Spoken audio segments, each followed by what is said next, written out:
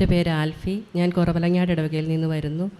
ഞാൻ എൻ്റെ IELTS പാസ്സായി എല്ലാം കഴിഞ്ഞ് നിൽക്കുമായിരുന്നു. ഇൻ്റർവ്യൂ 4 അറ്റൻഡ് ചെയ്തെങ്കിലും എനിക്കൊന്നും കിട്ടുന്നില്ലായിരുന്നു. ജനുവരി 25 തുടങ്ങി ഞാൻ CBT പാസ്സായി അന്ന് തുടങ്ങി ഇൻ്റർവ്യൂവിന് വേണ്ടി ശ്രമിക്കുന്നുണ്ട്. പക്ഷേ ഞാൻ മാഞ്ചസ്റ്റർ എന്ന സ്ഥലമാണ് നോക്കിയത്.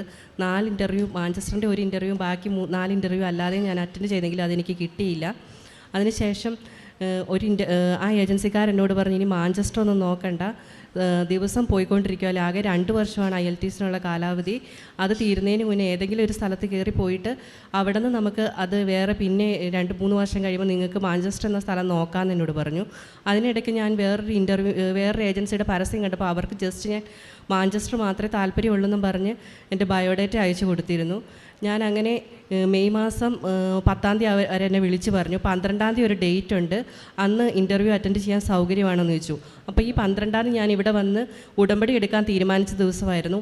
അപ്പോൾ തന്നെ ഞാൻ അവരോട് പറഞ്ഞു, ഇല്ല, ഞാൻ 12-ാം തീയതി എനിക്ക് അത്യാവശ്യമായിട്ടൊരു സ്ഥലം വരെ പോകാനുണ്ട്, അന്ന് എനിക്ക് സൗകര്യം ഇല്ലയെന്ന് പറഞ്ഞു. അത് കഴിഞ്ഞിട്ട് ഇവിടെ നിന്ന് ഞാൻ ഉടമ്പടിയൊക്കെ എടുത്ത് പോയി.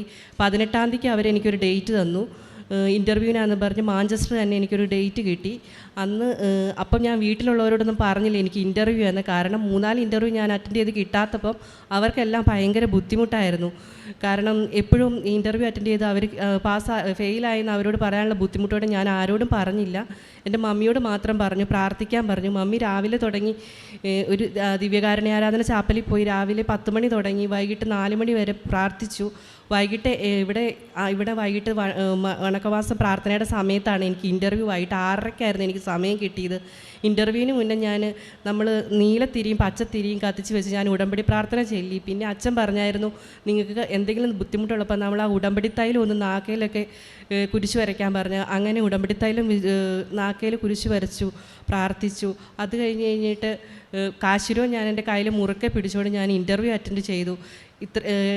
മാഞ്ചസ്റ്ററിന് സാധാരണ ഒരു 8-9 ക്വസ്റ്റ്യൻ ചോദിക്കും. ആ 8-9 ക്വസ്റ്റ്യനും എനിക്ക് ആൻസർ പറയാൻ പറ്റി. അത് കഴിഞ്ഞിട്ട് പിറ്റേ ദിവസം എല്ലാ ഇൻ്റർവ്യൂവിനും ഞാൻ ആൻസർ പറഞ്ഞെങ്കിലും ഇതുവരെ എല്ലാവരും പറയുന്നത് അതൊന്നും ശരിയായിട്ടില്ലായിരുന്നു. ഇൻ്റർവ്യൂ കഴിഞ്ഞ് പിറ്റേ ദിവസം വൈകിട്ട് 5 മണിയായപ്പോൾ അവരെന്നെ വിളിച്ച് പറഞ്ഞു, ഇൻ്റർവ്യൂ പാസ്സായി, നല്ലൊരു ഫീഡ്ബാക്കാണ് കിട്ടിയേക്കുന്നതെന്നും പറഞ്ഞു. 20-ാം തീയതി എനിക്ക് ഓഫർ ലെറ്ററും കിട്ടി മാഞ്ചസ്റ്ററിനുള്ള. മാതാവ് തന്ന അനുഗ്രഹത്തിന് ഒരുപാട് നന്ദി അർപ്പിക്കുന്നു.